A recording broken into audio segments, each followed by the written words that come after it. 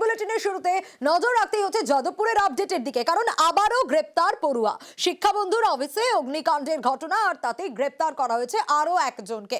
Civil engineering এর দ্বিতীয় বর্ষের পড়ুয়া গ্রেপ্তার হয়েছে।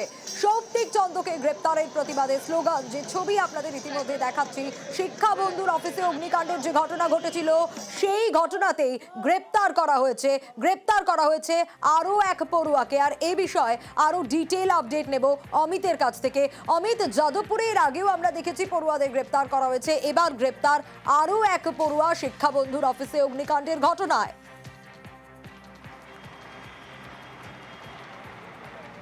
দেখো, শিক্ষাবন্ধুর অফিসে বা কার্যালয়ে যে অগ্নিকাণ্ড বা অগ্নিসংযোগের যে ঘটনা, সেই অভিযোগের ভিত্তিতে যে তদন্ত করছে যাদবপুর থানা। ইতিমধ্যে যাদবপুর বিশ্ববিদ্যালয়ের প্রায় 14 জন পড়ুয়াকে আজকে তলব করা হয়েছিল যাদবপুর থানাতে। সেক্ষেত্রে আজকে বিকেল 4টে নাগাদ সৌপ্তিক চন্দ্র এবং অনির্বাণ সাধুকা, দুজন যাদবপুর বিশ্ববিদ্যালয়ের পড়ুয়া। Souptik second year civil engineering student এবং অনির্বাণ সাধুকা PG1 স্টুডেন্ট। তারা দুজনই আজকে যাদবপুর থানাতে হাজিরা দিয়েছিলেন এবং সন্ধ্যে 7টা নাগাদ সৌপ্তিক চন্দ্রকে গ্রেপ্তার করা হয়। অগ্নিসংযোগের যে কেসটি রয়েছে বা তদন্ত করছে যাদবপুর থানা, সেই মামলায় গ্রেপ্তার করা হয়। জানিয়ে রাখবো, এর আগে আমাকে কেন্দ্র করে কোনো রকম কোনো তথ্য প্রমাণ দেখানো হয়নি, এবং যখন আমি বারবার জিজ্ঞেস করা হয় কি আমার ইন্ডিভিজুয়াল আমার বিরুদ্ধে কি অভিযোগ আছে, তেনারা এটাই বলেন না তোমার বিরুদ্ধে কি অ্যাটেম্প টু মার্ডার আছে বা কিছু আছে, তোমার বিরুদ্ধে যেটা ক্রিমিনাল কনস্পিরেসির অভিযোগ আছে, যেইটা দিয়ে ওনারা আপাতত 25 জন 30 জনের বাড়িতে চিঠি গেছে। এই ক্রিমিনাল কনস্পিরেসি ধরে আরো কতজনের বাড়িতে চিঠি পাঠাবে সেটার কোনো ঠিক নেই। যে আমাদের ওপর যে মামলাগুলো করা হয়েছে সেগুলো যদিও আমরা মনে করি সেগুলো ভুয়ো মামলা, কিন্তু তাও যেহেতু আইনের পথে চলবে সেই জায়গা থেকে সহযোগিতা করতে আমরা এসেছি।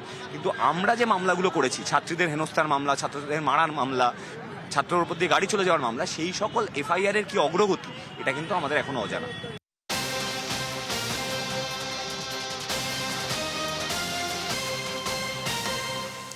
ছাত্র ভোট কবে হবে? ছাত্র ভোটের দিন চেয়ে চিঠি দেওয়া হলো, নির্দিষ্ট দিন কবে? উচ্চশিক্ষা দপ্তরকে চিঠি যাদবপুরের উপাচার্যের। আরো বিস্তারিত এই বিষয়ে অমিতের কাছ থেকে জানবো। অমিত, এই চিঠিতে ঠিক কি কি রয়েছে? দেখো, যাদবপুর বিশ্ববিদ্যালয়ের পড়ুয়াদের তরফে বারবার একটি দাবি তোলা হয়েছে যে যাদবপুর বিশ্ববিদ্যালয় ছাত্র সংসদের ভোট, এবং সেই ভোট সংক্রান্ত বিষয় নিয়েই এই ভোট কবে হবে এবং তারা ভোট করাতে চান, এই মর্মেই রাজ্যের উচ্চশিক্ষা দপ্তরকে চিঠি দেওয়া হয়েছে যাদবপুর বিশ্ববিদ্যালয়ের রেজিস্ট্রারের তরফে, উপাচার্যের তরফে। এমনটা কিন্তু বিশ্ববিদ্যালয় কর্তৃপক্ষ সূত্রে দাবি। এছাড়া যাদবপুর বিশ্ববিদ্যালয়ের ক্যাম্পাসের বেশ কিছু বিষয় নিয়ে কিন্তু সিদ্ধান্ত নিতে চলে যাদবপুর বিশ্ববিদ্যালয় কর্তৃপক্ষ।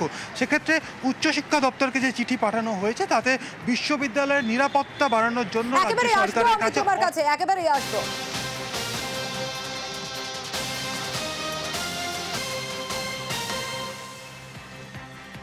যাদবপুরের নিরাপত্তায় আরো জোর দেওয়া হচ্ছে। ক্যাম্পাস থেকে বিতর্কিত লেখা সরাতে চায় কর্তৃপক্ষ। আরো ডিটেইলে বিষয় অমিত জানাবে। অমিত, তুমি যেমনটা বলছিলে, ক্যাম্পাস থেকে বিতর্কিত লেখা সরানোর তোড়জোড় শুরু হয়েছে ইতিমধ্যে। দেখো, নিরাপত্তা নিয়ে যেমন কড়াকড়ি মনোভাব দেখাচ্ছে যাদবপুর বিশ্ববিদ্যালয় কর্তৃপক্ষ, একই সঙ্গে যাদবপুর বিশ্ববিদ্যালয়ের ভেতরের যে দেওয়ালে যে বিভিন্ন বিতর্কিত লেখা বা গ্রাফিটি রয়েছে সেগুলো মুছে ফেলতে চাইছে বিশ্ববিদ্যালয় কর্তৃপক্ষ বা বিশ্ববিদ্যালয়। এমনকি ক্যাম্পাসের স্বীকৃত যে শিক্ষক সংগঠন রয়েছে তাদের বাইরে অন্য কেউ, বাইরের কোনো সংগঠনকে অনুষ্ঠান করার কোনো অনুমতি দেওয়া হবে না। এমনকি অরবিন্দ ভবনের উল্টো দিকে যে 5 নম্বর গেট রয়েছে সেই ক্যাম্পাসের, সেটি সারাক্ষণ 5 নম্বর গেট কিন্তু বন্ধ রাখা একেবারে অমিত, এবং বিশেষ অনুমতি ছাড়া খুলবে না 5 নম্বর গেটও। অন্যদিকে উত্তরবঙ্গ মেডিকেল কলেজ, সেখানে ইন্টার্নের শোকজ প্রত্যাহার করা হলো। ইন্টার্ন সানি মান্নার শোকজ প্রত্যাহার কলেজ অধ্যক্ষের। সেমিনার রুমে আমরা দেখেছিলাম যে চ্যাম্পিয়ন্স ট্রফির ফাইনাল ম্যাচ দেখা নিয়ে কিরকম বিতর্ক তৈরি হয়েছিল। 12ই মার্চের সেই ছবি আপনাদের দেখাচ্ছি, যেখানে আমরা দেখেছিলাম যে ডিনকে কিভাবে আটকে রেখে রীতিমতো বিক্ষোভও দেখানো হয়েছিল। ডিন গাড়িতে বসেছিলেন, সেই প্রত্যেকটা আপডেট আমরা আপনাদের দিয়েছিলাম। আজকের আপডেট নিয়ে জানতে চাইবো, বিশ্বজিৎ রয়েছে আমার সঙ্গে। বিশ্বজিৎ, উত্তরবঙ্গ মেডিকেল কলেজের ইন্টার্নের শোকজ তাহলে প্রত্যাহার করা হলো, কি আপডেটের বিষয়?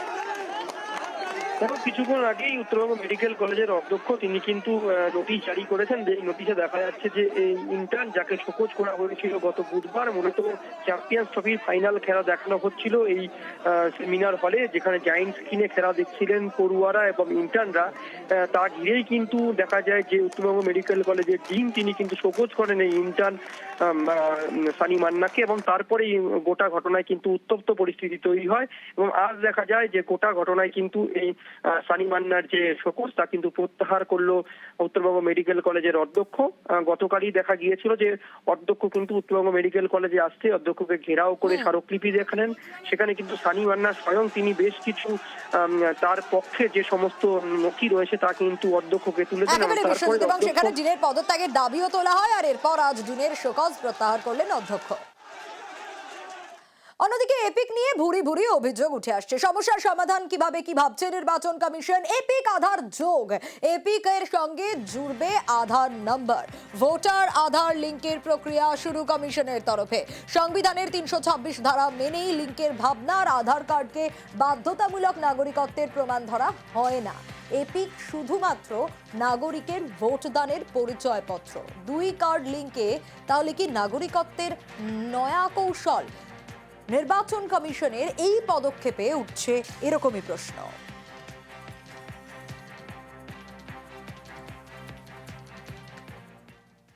পদ্মের পোস্টারে হিন্দু হিন্দু ভাই ভাই, 26-এ এবার বিজেপি চাই। পাল্টা কলকাতা থেকে জেলায় জেলায় তৃণমূলের পোস্টার, তাতে খোঁচা হিন্দু যদি ভাই ভাই, গ্যাসে কেন ছাড় নাই?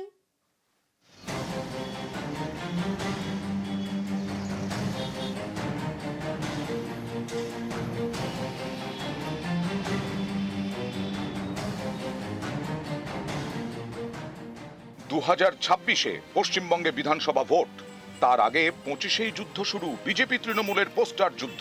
হিন্দু হিন্দু ভাই ভাই, হিন্দু হিন্দু ভাই ভাই। গত শনিবার অর্থাৎ 15ই মার্চ বাঁকুড়ায় দেওয়াল লিখন শুরু করে বিজেপি। 2026-এর ভোটের জন্য প্রথম দেওয়াল লেখা, তাতে হিন্দু হিন্দু ভাই ভাই স্লোগান। হিন্দু হিন্দু ভাই ভাই, হিন্দু হিন্দু ভাই ভাই। সরাসরি হিন্দু ভোটারদের বার্তা, মেরুকরণের অস্ত্রের শান।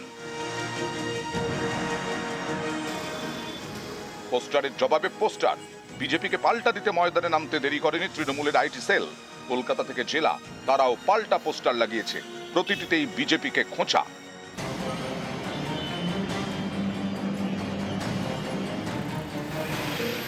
তৃণমূলের কোন পোস্টারে লেখা হিন্দু যদি ভাই ভাই, গ্যাসে কেন ছাড় নাই? কোনটায় লেখা হিন্দু হিন্দু ভাই ভাই, তবু তেলের দামে লোটা চাই। তৃণমূলের পোস্টারে এও লেখা হয়েছে হিন্দু হিন্দু ভাই ভাই, কিন্তু বাঙালি পূর্ণ মন্ত্রী নাই। শ্যামবাজার থেকে বিধাননগর, মালদা থেকে বাঁকুড়া, তৃণমূলের পোস্টারে 6 লাভ।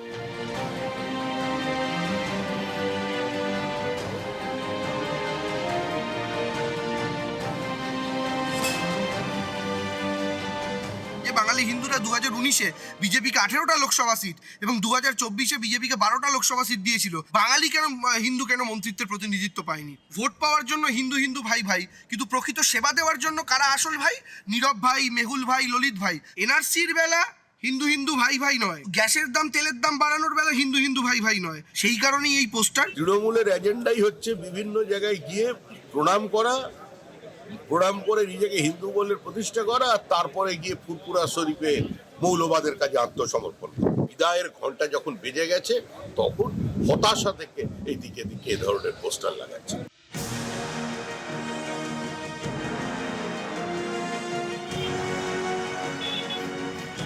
নিউজ 18 বাংলা। রাজ্য জুড়ে মিছিল করার চ্যালেঞ্জ শুভেন্দুর রামনবমী চ্যালেঞ্জ। রাস্তায় নেমে মিছিলে নেতৃত্ব দেওয়ার ঘোষণা। অনুমতি ছাড়া মিছিল করা বেআইনি, শুভেন্দুকে কটাক্ষ কল্যাণ বন্দ্যোপাধ্যায়। আপনারা কেউ নতুন প্রফর্মা ফিল আপ করবেন না। আমি এবং আমাদের বিজেপি এমএলএরা আপনাদের কমপ্লিটলি লিগ্যাল প্রোটেকশন দেব। শান্তিপূর্ণভাবে পালন করার আবেদন করছি।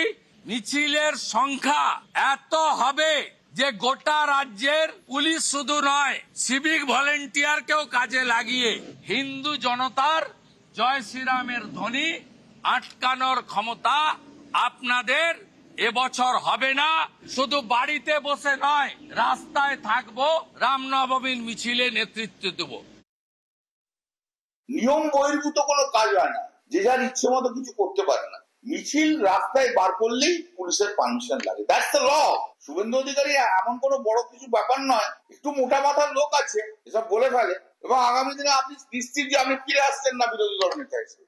হিন্দুদের গার্জেনগিরি করার দায়িত্ব শুভেন্দু অধিকারী কেউ দেয়নি। ওকে ধর্মগুরু নাকি? 60 খানা সিআইএসএফ নিয়ে যে ঘোরাচ্ছে, আবার একটু বড় বড় কথাবার্তা বলে। আর এবার দেখাবো বিধায়কদের ক্লাসে দিলীপ স্যার। কেন এ কথা বলছি? কারণ বিধায়কদের জনসংযোগের পাঠ দিলীপের। বিধানসভায় শুভেন্দু অধিকারীর ঘরে দিলীপ ঘোষ, শঙ্কর ঘোষদের সঙ্গে দীর্ঘক্ষণ কথা দিলীপ ঘোষের। বিধায়কদের বাজারে গিয়ে জনসংযোগের পরামর্শ দিলেন তিনি।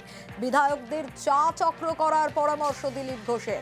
জনসংযোগই আসল বিষয় মন্তব্য দিলীপ ঘোষের। মানুষের সঙ্গে ভদ্র ব্যবহারেরও পরামর্শ।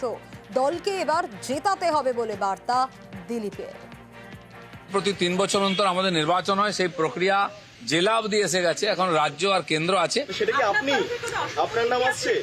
আমি তো আমার ইনিংস শেষ করে দিয়েছি, 2 বার ছিলাম, তো নতুন লোকের কথা ভাবা উচিত। বাকি তো যারা চিন্তা ভাবনা করছেন তার জন্য কমিটি আছে, যোগ্য হবে যে সবাইকে নিয়ে লড়াই করে বাংলায় পরিবর্তন করবে, সেরকম নেতাকে আমরা বাঁচবো। আমি তো ইনিংসের পর ইনিংস খেলতে থাকি, সব পিচ সব মাঠের জন্য প্রস্তুত থাকি। সেই জন্য রাজনীতিতে কখন কি পরিস্থিতি হবে কেউ জানে না, পার্টি কি দায়িত্ব হবে কেউ জানে না, তার জন্য খোলা মেনে প্রস্তুত থাকতে হয়।